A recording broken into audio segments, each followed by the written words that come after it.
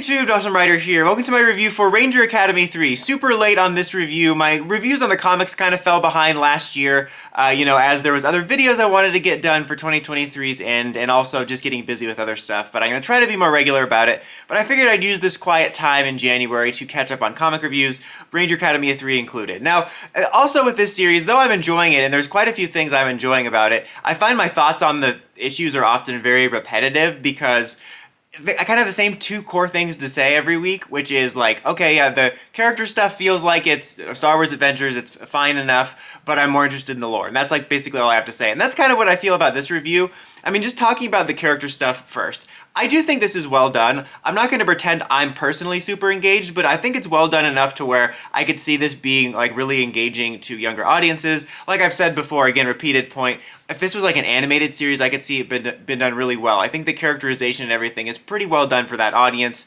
I'm mostly just engaged with the Sage character because they have the generic mystery about her dad and his past at the academy. You know, that's all very generic. I am curious about the answers, but not as much as I am the Ranger lore. Like, she even has like a line about like, oh, did he leave because it's dangerous? And the librarian guy's like, well, no. And I'm like, but this could go basically multiple different ways. I'm going to imagine it maybe is something about a secret danger, or something happened to him, or maybe he met like her mother there and something happened to her.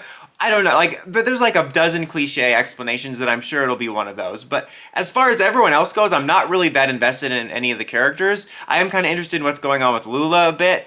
I am a little bit confused, and I feel that there's almost too many cast members in the sense that we started off with this core 3 group that I thought we were going to be following, and then like last issue we kind of broke away from that as she's with these new like classmates that are on her level, which makes sense logically, but it just seems confusing, and I'm like, I don't really care about you guys, so I don't know. The point is, I think the human stuff is decently done, but it's far from the thing I'm most engaged with. I'm most engaged with the lore. You know, we started to see more cameos this week. We have Jen Scott's coaching them on how to go on their little ranger quest. Doggy Kruger shows up, and I'm really curious to see how this academy is set up. I mean, I think in general it's just a cool idea. There's a lot of gatekeepy statements around like this story about like, oh, you can't do this and you can't, everyone can be a ranger. It's like, God, everyone's minds are so closed to all these ideas.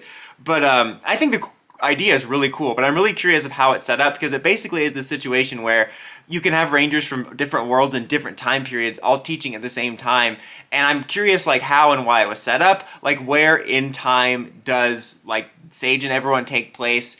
I don't know if we'll ever get an explanation. I really hope we do, because I just like the setting in general. I think it's very creative, and it opens up opportunity for all kinds of cool cameos and lore beats. But I would love to have an issue or a series of issues, you know, over the course of time explain it, because I'm really fascinated to find out like how and why it was set up, beyond just, oh, it's fun to see a cameo. But the main drive of this issue at the very end was they have to go on this quest, this first step to being a ranger, and they have to get dropped somewhere and then kind of survive and find this like crystal that's going to resonate with their spectrum in the grid, which is something that's been set up as they're sorted into houses, kind of like a combo of like Jedi lightsaber stuff and Hogwarts houses to a degree, and that each ranger color means something different in the way it resonates with certain characteristics.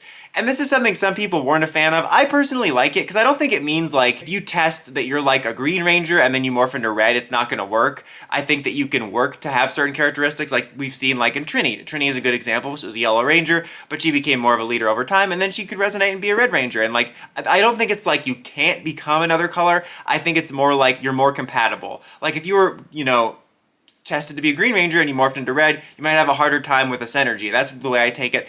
I think it's kind of cool, and it's been an idea that's in the comics before, so I like that. And I do find it funny though, and I think the crystal thing is a bit on the nose. It's a very Star Wars-y feeling thing. I don't think they do it in the new canon. I do think in the new canon there is like resonant meaning to the colors, but I don't think they have assigned meaning to the colors. But in the old legends, if I recall correctly, in Star Wars, they used to have meaning to what the colors meant in regards to your role as a Jedi and your personality and stuff like that. And this feels very similar to that. On top of the whole quest, it's very much like what the Jedi do. They go to, you know, if you've watched the Clone Wars series, or I'm sure it's brought up in comics and books, they go to Ilum and they have to quest for their crystal that resonates with the Force. And then Ilum got turned into Starkiller Base, which was a cool factoid they never brought up in the movies, but that wouldn't make sense for them to bring it up in the movies. But anyway, it's a cool fact. Anyway, that very much feels like that, and that doesn't bother me, but it just reminds me of like the fact that kind of the morphin grid and, you know, may the power protect you is like great value, may the force be with you. It's like a discount version of the Force. It just kind of reminds me of that, but I mostly like that. I like the lore attached to that. So yeah, I'm still overall enjoying the series. I'm more interested to get into the lore of the Academy and to see the Rangers, you know, get their morphers and become that and figure out how all that works, because I'm not the type of person that's like, oh, everyone can't be a Ranger, but I'm curious how that works. Of like, you know, do they get to keep their powers? Do they only have Academy powers? Where do they get placed afterwards? Like, there's all kinds of stuff I'm interested in about the lore. But if you're keeping up with this, let me know what you think of it in the comments. As always, until next time, don't forget to like, comment, subscribe, and climb the steps and ring that bell so you get notifications for my videos. Dawson Ryder, signing out.